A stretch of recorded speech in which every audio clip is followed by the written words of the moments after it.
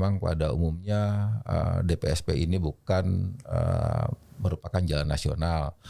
Tetapi kan jalan strategis nasional ini sesuai dengan Rensta Bina Marga tahun 2020 sampai 2024.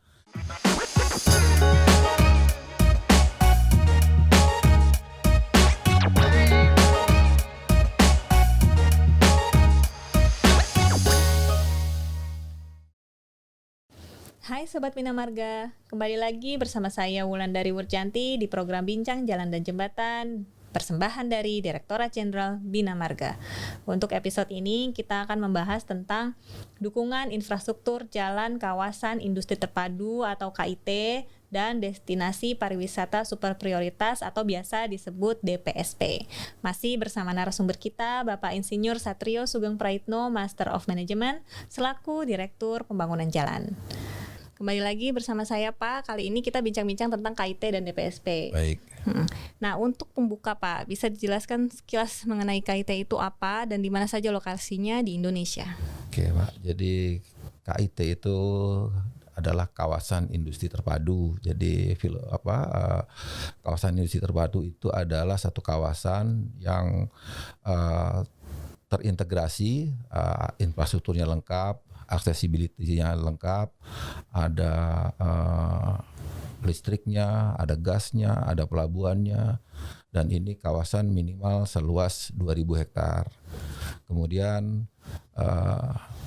kawasan industri ini bertujuan untuk percepatan investasi dalam rangka mendorong pertumbuhan ekonomi, menciptakan lapangan kerja, dan mendukung pemulihan ekonomi nasional.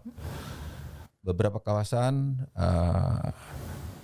yang ada di Indonesia, jadi dalam hal ini Bina Marga mendapatkan tugas untuk membangun kawasan di KIT Batang.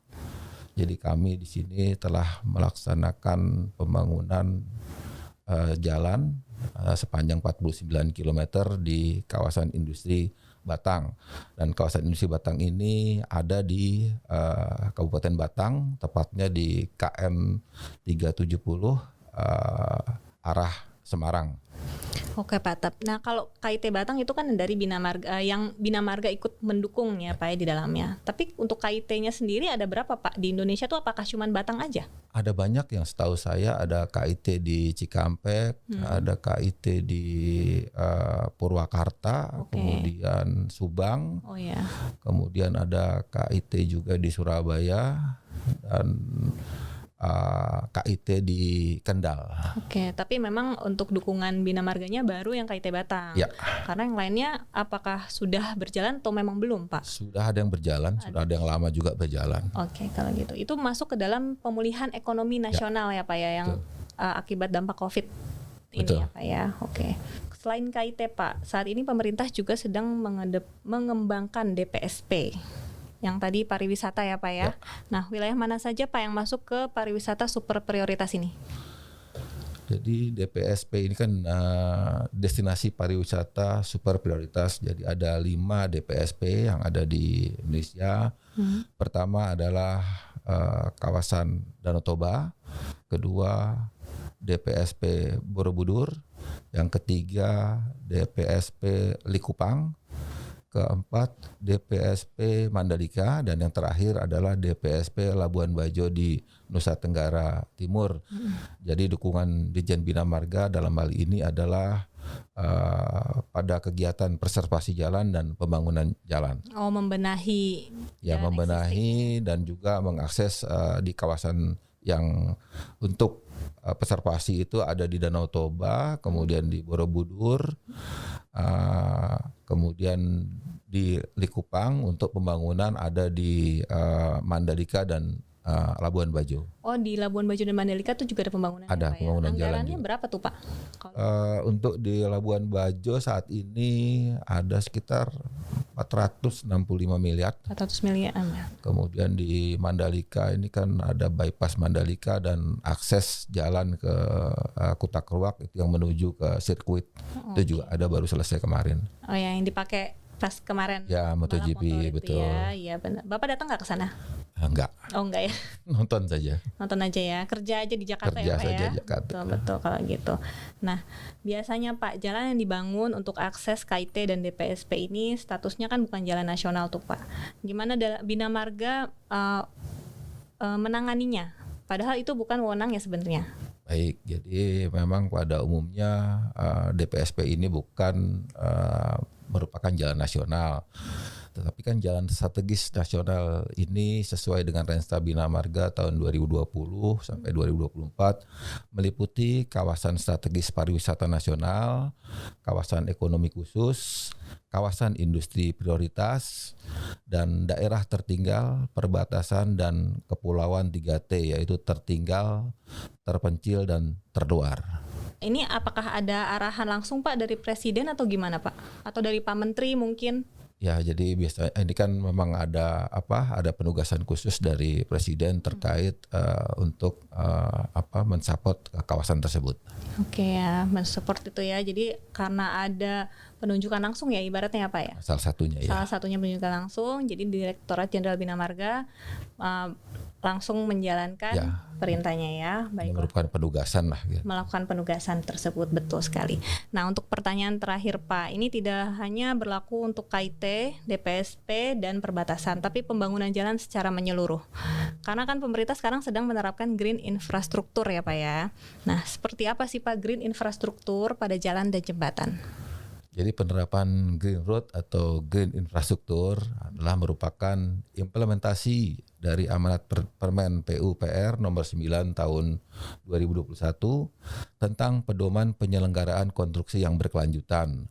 Sedangkan konstruksi yang berkelanjutan adalah sebuah pendekatan dalam melaksanakan rangkaian kegiatan yang diperlukan untuk menciptakan suatu fasilitas fisik yang bisa memenuhi tujuan ekonomi, sosial, dan lingkungan pada saat ini dan pada saat yang akan datang. Oh gitu, jadi itu maksudnya berkelanjutan ya? Ya, sustainability lah. Saya pikir tuh green infrastruktur tuh kayak masalah yang ramah lingkungan gitu, enggak juga, ternyata luas ya Pak. Lebih luas lagi. Lebih luas lagi ya, jadi green infrastruktur bukan hanya masalah ramah lingkungan, tapi sustainability-nya juga merupakan bentuk tanggung jawab dari Direktorat Jenderal Bina Marga dan semua yang terlibat di dalamnya. Nah sobat, pembangunan infrastruktur kawasan industri telah diusahakan dibangun dengan baik dan infrastruktur jalan pariwisata telah dibenahi juga supaya perekonomian Indonesia nih bangkit lagi setelah pandemi global nih Pak ya. Udah lumayan lama Pak. Ada harapannya nggak dari Pak Satrio terhadap pembangunan KIT dan DPSP ini untuk masyarakat, harapannya apa Pak? Ya harapannya nanti setelah kami selesai membangun ini bisa lebih mensupport kegiatan pariwisata yang ada di Indonesia untuk DPSP, dan ya semoga KIT ini juga bisa mendapat satu investor dari luar yang memang segera terrealisir pelaksanaannya di KIT tersebut. Iya Pak ya, supaya ekonomi Indonesia nih bangkit nih Pak ya, betul lagi. Nah, tapi untuk masyarakat juga nih diharapkan untuk ikut menjaga jalannya dong Pak, ya kan? Karena kan kita menggunakan APBN dalam ini ya Pak ya. Nah, tentu masyarakat semua juga diharapkan ikut serta dalam memelihara jalan bersama. Kembali lagi ke Pak Satrio ya. Saya ada pertanyaan sedikit untuk Bapak yang informal aja nih Pak, di luar dari KIT dan DPSP. Bisa Bapak nanti lihat ke layar, kasih tahu kami apa yang Bapak pikirkan saat pertama kali melihat gambar di layar berikut. Baik. Oh. Wow, ini lagi di mana nih Pak? Pemandangan bagus banget. Ini di Danau Arfak di Papua Barat. Tahun berapa Pak? Tahun 2 tahun lalu, 2 tahun setengah lalu. 2 tahun setengah lalu ya. Kalau ini Pak yang di bawah ini? Ini di bawah saya moto anak-anak di. Oh ini Bapak yang foto?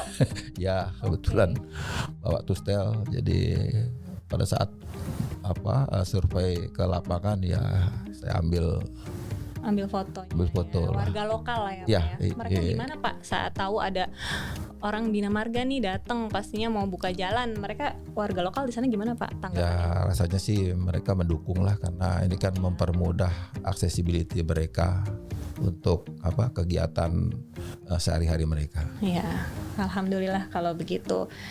Emang Bapak suka fotografi?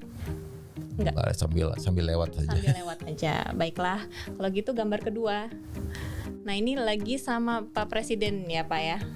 Ya, Ini di mana, tahun berapa, lagi apa? Ini tahun lalu di KIT Batang menjelaskan ke beliau tentang progres pelaksanaan jalan di kawasan industri terpadu Batang. Oh, pas di KIT Batang. Ini Ya. Bapak sudah direktur? Belum, masih kepala balai. Kepala balai di mana, Pak? Kepala Balai Jawa Tengah, Yogyakarta, di Semarang. Jakarta. Oke. Oh, berarti Pak Satrio ini pernah juga menduduki jabatan sebagai Kepala Balai Besar Jalan Nasional Yogyakarta dan Jawa Tengah gitu ya. Oh, ini pas banget nih ya lagi jelasin KIT. Tadi kita ngobrol KIT. Oke, kalau gitu next. Nah, kalau ini Bapak pilih suka ikan atau suka burung? Dua-duanya, Pak. Oh, suka ikan. Ini Bapak emang punya di rumah? Ada dua-duanya. Oh, ada dua-duanya. Banyak, Pak? Enggak. Jadi kalau yang ini saya punya waktu saya jadi satker di Pontianak dulu. Oh, bawa dari sana? Bawa, termasuk burungnya juga. Oke, jadi sebenarnya tuh kerja pindah-pindah gitu tuh ini juga ya, Pak ya? Ada benefitnya juga ya, Pak ya? Ya, harus dinikmati lah. Iya, dinikmati, betul. Jauh dari keluarga tapi dapat ikan dan burung, Pak. Next, kedua, iya oke. Suka lari atau suka mancing, Pak? Mancing, Pak. Mancing, tapi bukan mancing keributan, Enggak. Pak. Enggak mancing masalah. Sama aja, Pak, itu, Pak. Oke, kalau lari nggak suka ya, Pak ya? Sering, tapi lebih prefer ke mancing. Biasanya mancing di mana, Pak?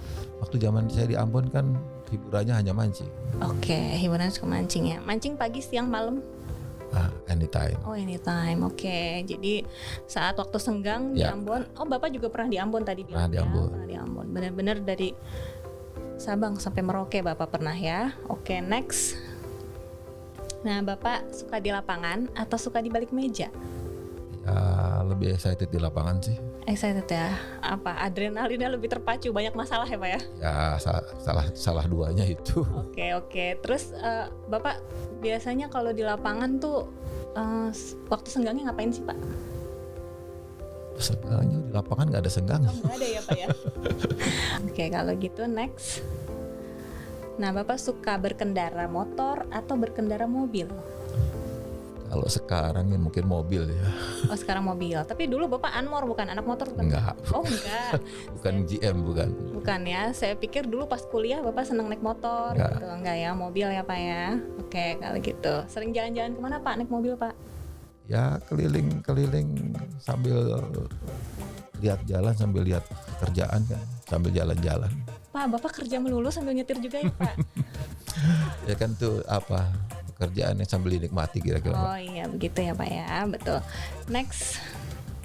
Nah, ini gimana nih kreatifnya nih, lagi puasa dikasih gambar makanan.